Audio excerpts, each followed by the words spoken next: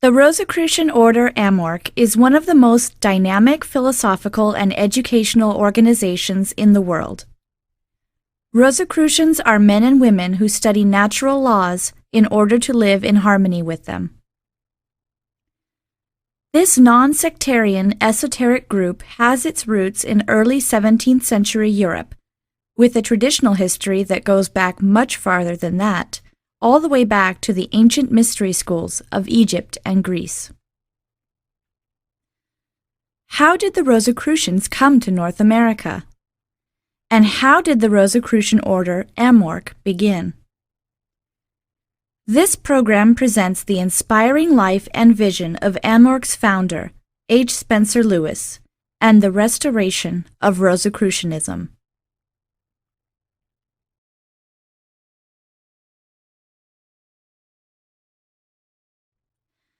Harvey Spencer Lewis was born on November 25, 1883, in Frenchtown, New Jersey.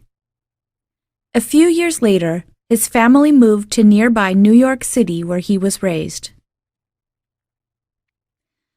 His father, Aaron Lewis, was a farmer, college teacher, professional calligrapher, handwriting expert, and genealogist.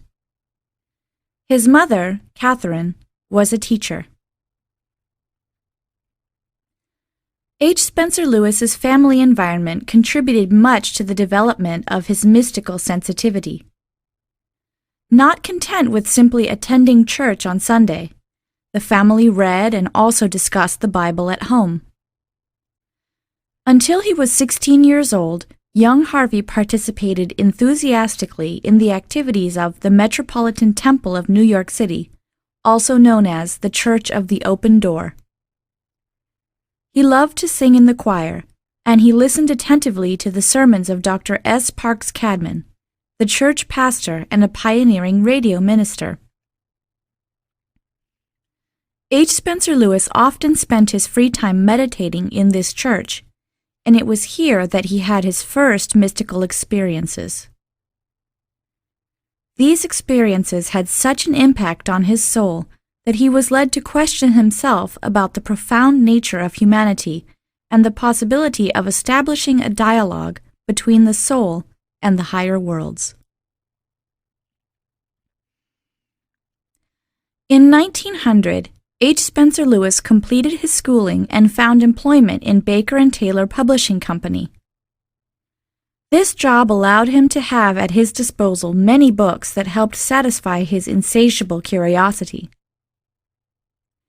Included among these were books about magnetism, a subject introduced to the United States in 1836 by Charles Poyon, a follower of Puységur.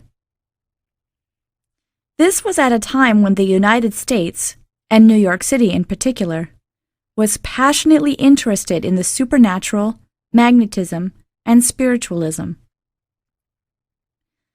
Out of this infatuation arose both New Thought and the American Society for Psychical Research, two movements that would have a profound effect on the early years of Harvey Spencer Lewis.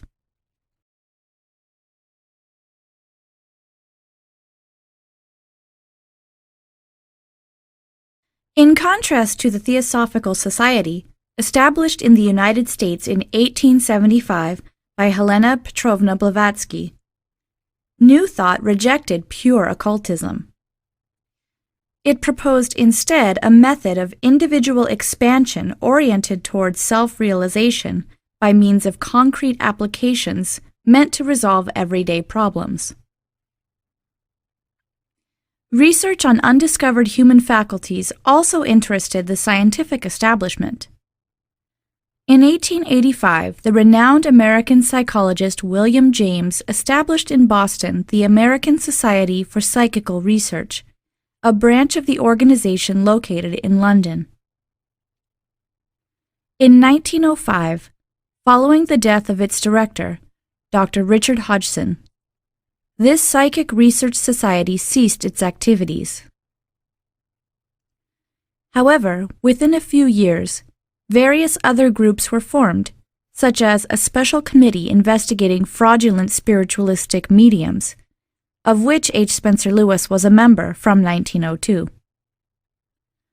Although he was not yet 20 years old, H. Spencer Lewis was named president of this committee.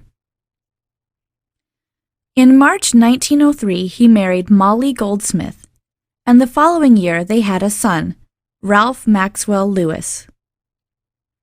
H. Spencer Lewis was at that time the arts editor of the New York Evening Herald and presided over a committee created by the newspaper for investigating mediums.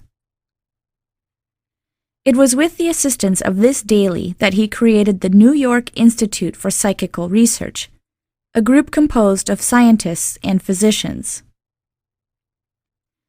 Among members of the Institute were such noted individuals as the writer and poetess Ella Wheeler Wilcox and Dr. Isaac Kaufman Funk, best known for his work on psychic science, which included the widow's mite and other psychic phenomena, and the psychic riddle.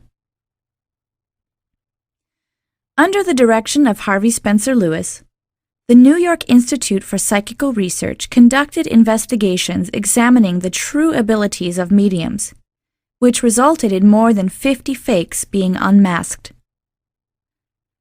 During this period, Lewis published many articles concerning his researches in the New York Herald and in the New York World. One of the articles, entitled Greatest Psychic Wonder of 1906, published in January 1907 in the New York Sunday World with a portrait of the author, discussed the experiments conducted by the New York Institute for Psychical Research with a young Indian medium. These researches left Lewis dissatisfied, as he found it difficult to believe that the phenomena produced through mediums were derived from the manifestation of spirits. Rather, he was persuaded that they originated in spiritual faculties yet unknown.